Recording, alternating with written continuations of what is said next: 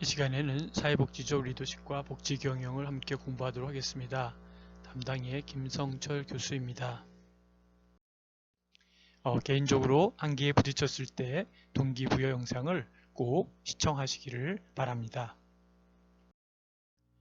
리더십이란 어떤 상황 하에서 목표 달성을 위해서 어떤 개인이 다른 개인 또는 집단의 행위에 영향력을 행사하는 과정, 하나의 프로세스다라는 것이죠. 리더십은 다른 사람들의 영향을 미쳐서 목표 성취를 위해 나아가게 할 수 있는 파워, 그리고 능력, 그리고 카파시티다라고 볼 수 있습니다. 그리고 리더십을 이야기할 때 자주 등장하는 것이 리더와 매니저의 차이입니다. 일상적인 업무를 효율적으로 그리고 효과적으로 해낼 수 있도록 조종하며 조율하는 사람을 매니저라고 하지만 리더라고 하지는 않습니다. 리더는 단순히 조직을 관리하고 일상적 의사결정을 하는 사람을 뜻하지 않습니다. 다시 말하면 목표, 고을을 향해서 조직을 이끌어갈 수 있는 사람, 그리고 조직의 목표를 명확히 해주고 구체적 동기 유발을 이끌어낼 수 있는 사람, 더 나아가서는 미래의 비전을 향해 방향을 잡아줄 수 있는 사람을 리더라고 합니다. 리더십 이론에 있어서 웨이버는 리더십을 리더가 권한을 어떻게 획득하고 실행하느냐에 있다고 보고 세 가지로 분류를 했습니다. 첫 번째는 전통적인 권한입니다. Traditional Authority인데요. 이 전통적 권한의 리더는 전통적인 윤리나 사회 관습 그리고 신분을 기초로 하는 권위를 행사하는 리더를 말하고 있다라는 것이죠. 그리고 원시 사회나 근대화가 철저하지 못한 사회에서 나타나는 리더의 유형에 가부장적 색채가 짙다라고 볼 수 있습니다. 둘째는 카리스마적인 권한입니다. 카리스마적인 권한은 어떤 것일까요? 예를 들면 예언자나 영웅 또는 어떤 개인의 탁월한 통솔력이나 또 인기의 토대를 둔 권위로서 전쟁의 영웅이나 또는 종교적인 예언자가 바로 그 예라고 볼 수 있는 것이죠. 이들은 보통 초인간으로 떠받들어진다라고 볼 수 있습니다. 우리 주변에도 이러한 카리스마적인 권한을 갖고 있는 리더들이 종종 많이 눈에 띄고 볼 수 있음을 알 수 있습니다. 세 번째는 합리적 또는 합법적 권한의 리더가 있다라는 것이죠. 이들은 어떤 사람들이냐 하면 집단의 성원들이 정당하다고 인정하는 규칙 또는 법에 의해서 법률의 토대를 둔 권위로서 예를 들면 선거를 통해 선출된 현대 국가의 대통령, 국회의원 이러한 그 합법적 절차에 따라서 법률에 따라 임명된 각급 관료들이 여기에 해당된다고 볼 수 있습니다. 다음은 셀전트는 리더의 유형에 대해서 이야기하면서 리더와 추종자와의 관계성을 기준으로 특징 지어지는 것이다 라고 해서 역사적인 인물을 중심으로 리더십을 카리스마적 리더, 그 다음에 상징적 리더, 예우자, 전문가, 그 다음에 행정적 또는 집행적 리더, 그 다음에 선동가 혹은 개혁가, 그리고 강압적 리더 이렇게 여러 가지로 정의했습니다. 8가지였죠. 카리스마, 상징, 예우, 전문, 행정 또는 집행적 리더를 같이 보고요. 선동과 개혁과 같이 보고 강압적 리더 7개 내지는 8개로 나누어서 보았죠. 그런 의미에서 이제 리더십은 리더가 주어진 환경 속에서 조직 구성원들을 통하여 조직의 목표 그리고 목적을 달성하려는 목표 지향적 행동이기 때문에 리더십의 결과는 바로 리더와 조직 구성원 상호 간의 영향 과정에 달렸다라고 보는 것이 바로 사회복지적 리더십이다라고 보는 것이죠. 여기에도 여러 가지 이제 분야로 나눴기 때문에 조금 더 세밀한 리더로 나눴기 때문에 셀전트의 리더도 많이 활용되고 또 유용하게 우리에게 알려지고 있습니다. 더 나아가서 이러한 영향 과정에 따라서 조직 구성원의 행동은 물론이고 또 의도한 성과의 달성 여하가 결정되고 있다라는 것이죠.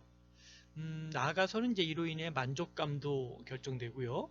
그러나 또는 여러 가지 유형의 리더십 중에서 가장 중요한 리더십은 무엇보다도 섬김과 나눔의 복지적 리더십이 중요하다라고 볼 수 있습니다. 이 섬김과 나눔의 복지적 리더십에 대해서 이야기할 때 이것을 우리는 사회복지적 리더십이다라고 볼 수도 있고요. 사회복지적 리더십이 바로 미래의 리더십이다라고 볼 수 있습니다. 그런 맥락에서 사회복지적 리더십은 전통적 리더십 스타일의 대안으로 직원들의 개인적 성장을 신장시키는 동시에 조직의 질적인 개선을 시도하는 이러한 부분이죠. 그래서 이것을 새로운 리더십 이론으로 보고 있습니다. 네, 사회복지적 리더십. 이 책은 제가 2007년도로 기억되는데요. 그때 썼던 책인데 아직도 판매가 되고는 있습니다. 저는 이 이후에 이와 같은 제목이 다른 출판사나 다른 저자들이 나오리라 생각했는데 아직도 이 사회복지적 리더십에 대한 내용이 다른 책에서는 아직 언급되고 있지는 않습니다. 하지만 저는 이 사회복지적 리더십이 바로 이런 나눔과 섬김의 그러한 리더십이다라고 생각을 하면서 끊임없이 이 용어를 사용을 하고 있습니다. 이 책에 대한 내용들을 보면은 사회복지에 필요한 리더십을 분석하고 연구한 자료죠. 그래서 제가 오랜 시간 현장 경험과 실천 기술을 바탕으로 사회복지 현주소를 잘 정리를 해보자라고 했으며 또 우리가 추구해야 될 리더십과 가치가 바로 이 사회복지적 리더십이다라고 본 것이죠. 그래서 먼저 이 리더십에 대한 유형들을 좀 정리했고 특별히 이 사회복지적 리더십의 근간은 이 서번트 리더십이다라고 본 거였죠. 그래서 서번트 리더십을 근간으로 사회복지사들이 해야 될 나름대로 실증적인 분석을 이 사회복지적 리더십으로 해 보았었습니다. 여러분 참고 한번 해주시면 될 것 같고요. 특별히 사회복지적 리더십에 있어서 이 리더십과 복지경영의 관계 속에서 사회복지적 리더십에 대해서 아래 내용들을 강조한 부분들을 볼 수 있습니다. 특별히 팀워크, 그 다음에 지역 공동체, 그 다음에 의사결정에 참여, 그 다음에 윤리적 행태 이런 부분들이 바로 사회복지적 리더십의 핵심 키워드로 자리매김하고 있습니다. 특별히 이제 스피어스가 이야기했던 부분에서 스피어스는 이러한 사회복지적 리더십을 인간 개발의 새로운 시대에 알맞은 진정한 희망과 방향을 제시하는 것이다 라고 주장을 했었습니다. 특별히 사회복지적 리더십은 1970년도죠. 이 그린립이 나름대로 리더로서의 봉사자, 서번트 리더십이라는 책으로 만들어낸 개념이 하나가 바로 이러한 그 사회복지적 리더십의 핵심 키워드다라고 보는 것이죠. 그래서 우리 그린립은 봉사 리더는 무엇보다도 먼저 다른 사람에게 봉사하는 사람으로 이렇게 규정 짓고 있는 이 부분이 바로 사회복지적 리더십의 근간이 되고 있다라고 볼 수 있습니다. 그런 맥락에서 이제 리더로서의 봉사자 또는 하인은 먼저 봉사하고자 하는 자연스러운 감정을 가지게 되면 리더가 하고자 하는 운명을 의식적으로 선택하게 된다라는 것이죠. 그래서 사회복지적 리더의 특성을 보면은 여러 가지로 볼 수 있지만 크게는 10가지로 주장을 할 수 있다라는 것이죠.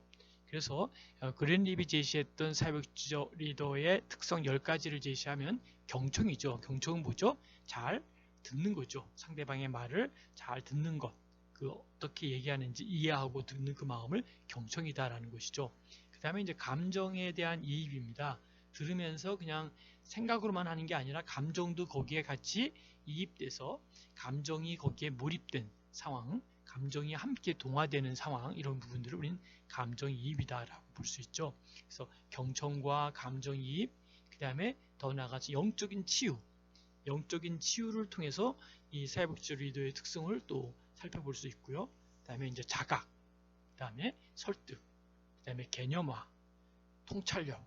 통찰력은 이제 인사이트라 그러죠. 전체를 이제 통찰력으로 아우러서 함께 보는 부분들이 통찰력이다라고 보죠. 그 다음에 이제 봉사의 정신, 그 다음에 성장의 몰입, 더 나아가서는 공동체 확립 이렇게 10가지로 주장하는 것을 볼 수 있습니다. 여러분들은 이 외에 더 뭐 추가할 것이 있든지 생각해 보시고 특히 사회복지적 리더가 갖고 있어야 될 특징이 이외에도 또 어떤 것이 있을지 한번 생각해 보시는 것도 좋을 것 같습니다. 그런 맥락에서 이제 리더에 대한 얘기를 하면서 이것은 특징 자체가 손쉽게 얻어지는 특징이나 자질이 아니라 리더가 되고자 하는 사람들의 소위 절대적인 노력이 필요하기 때문이다 라고 하는 것이죠. 그러니까 사실 어떤 선천적으로 태어나면서부터 리더십을 갖고 어떤 그런 카리스마를 갖고 그러한 어떠한 태어나면서부터 리더로 태어나는 분도 있겠지만 우리가 생각하는 여러 가지들 중에 더 나아가서 노력을 통해서 절대적인 노력을 통해서 우리가 얼마든지 사회복지적 리더십을 우리가 갖고 있을 수 있고 또 그러한 리더가 될 수 있다라고 하는 것이죠. 특별히 R.W. 스미스는 전통적 리더십과 봉사 리더십과의 차이를 이론과 그 다음에 가치, 신념, 수수께끼 풀이, 리더십 스타일, 부하의 스타일 이런 식으로 구분을 하기도 했습니다. 그렇다면 리더십의 3대 기본 요소는 과연 어떤 것일까요? 리더십의 3대 기본 요소는 첫 번째 지도자입니다. 지도자. 그 다음에 추종자, 그 다음에 상황. 이 부분이 바로 리더십의 3대 기본 요소가 있어야 된다는 것이죠.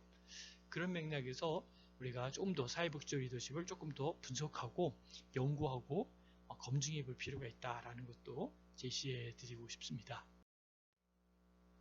그러면 사회복지적 리더십으로 이렇게 이제 제시를 했는데요.